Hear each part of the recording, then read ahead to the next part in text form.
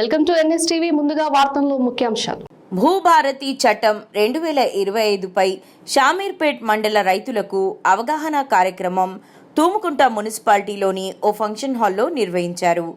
ఈ అవగాహన కార్యక్రమంలో మేడ్చల్ మల్కాజ్గిరి జిల్లా కలెక్టర్ గౌతమ్ పాల్గొని భూభారతి చట్టంపై అవగాహన కల్పించారు.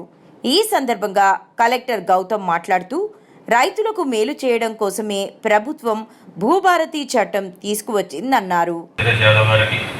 మరియు ఇతర ప్రజాప్రతినిధులకి, రైతు సోదరులకి మరియు పత్రికా మిత్రులకి అందరికీ కూడా నా యొక్క నమస్కారాలు.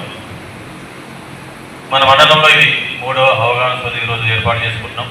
నిన్ననే గౌరవ రెవెన్యూ శాఖ మంత్రి గారు మేడ్చల్ మండలంలో వచ్చి సుదీర్ఘంగా చట్టంలో పాత ధరణి చట్టంలో ఏ రకంగా ఉంటాయి, ఈ భూభారతి చట్టం వల్ల రైతులకు ఏ రకంగా వాళ్ళ సహాయశక్తుల అందరి నిపుణులతోని చర్చించి పకడ్బందీగా ఈ చట్టాన్ని తీసుకొచ్చినామని చెప్పి మనకు దిశానిర్దేశాన్ని అధికారులకి అలాగే ప్రజలకు కూడా వాళ్ళు మన గుండె నిండా కంటి నిండా నిద్రతో గుండె మీద చేసుకొని అంటే చాలా సంతోషమైన విషయం.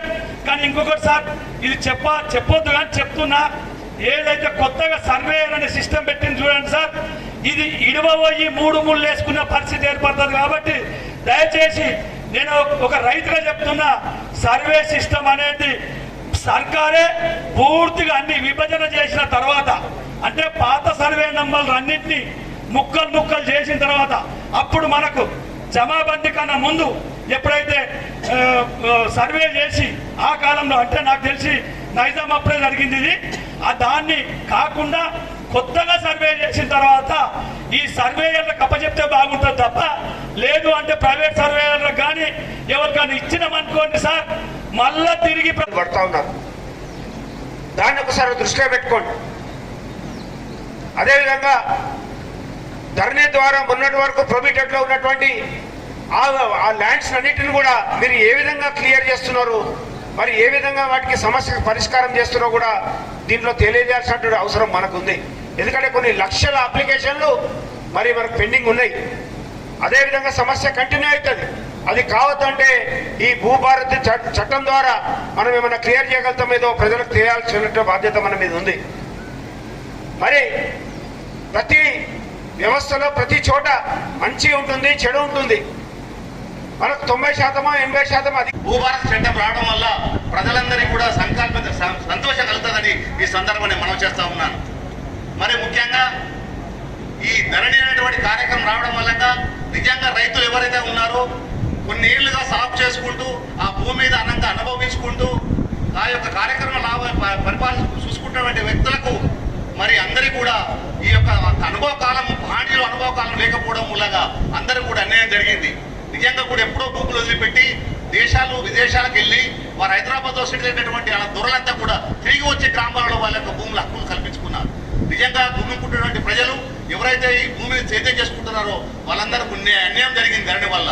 కాబట్టి ఇప్పటికీ తీసుకున్నటువంటి భూభారతి చట్టం వల్ల మన గ్రంథాలయ సంస్థ శ్రీనివాస్ రెడ్డి గారు మరియు మన మేడ్చల్ ఇన్ఛార్జ్ వజ్రేషన్న గారికి మరియు మన జిల్లా అధ్యక్షుడు, ఈరోజు మనకు మన ప్రజాప్రభుత్వంలో సంవత్సరం నుంచి ఇక్కడ ఉన్న ఆఫీసర్లు కానీ మన ప్రభుత్వంలో మన ముఖ్యమంత్రి వర్యులు మన మంత్రివర్యులు కానీ ఈ భూభారతి మీద ఎంతో అవగాహనతోని ఎంతో ఐఏఎస్ల నుంచి చిన్న MRO స్థాయి నుంచి IAS స్థాయి వరకు కూర్చొని చర్చించి ఈ భూభారతి చట్టాన్ని రూపుదిద్దడము ఎంతో సంతోషకరము.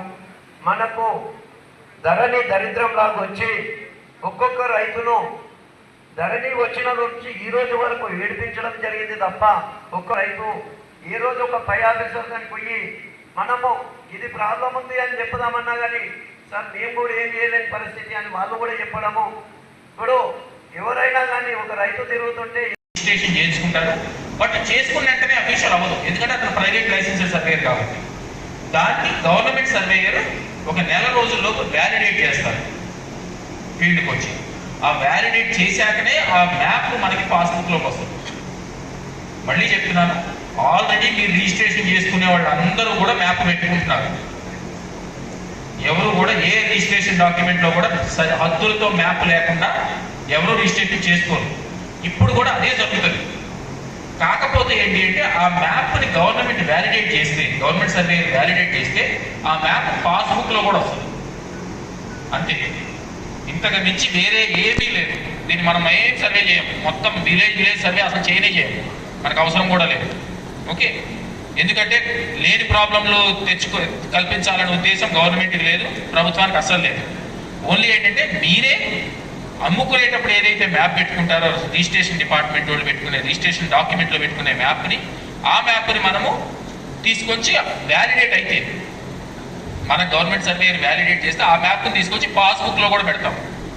ఇప్పటివరకు ఏంటంటే ఓన్లీ డిఫరెన్స్ ఏంటంటే ఇప్పటివరకు మ్యాప్ మనము భౌతిక సరిహద్దులు రాస్తున్నాము, పక్కన కాలం ఉంది లేకపోతే పక్కన రోడ్డు ఉంది అని.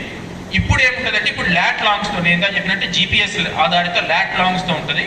సో దాన్ని ఇంకెవరు కూడా మార్చడానికి ఉండదు, ఎవరు ఎప్పుడు వచ్చి సర్వే చేసినా అదే ఉంటుంది, ఎప్పటికీ కూడా మారదు. కాబట్టి ఓన్లీ అదొకటే డిఫరెన్స్.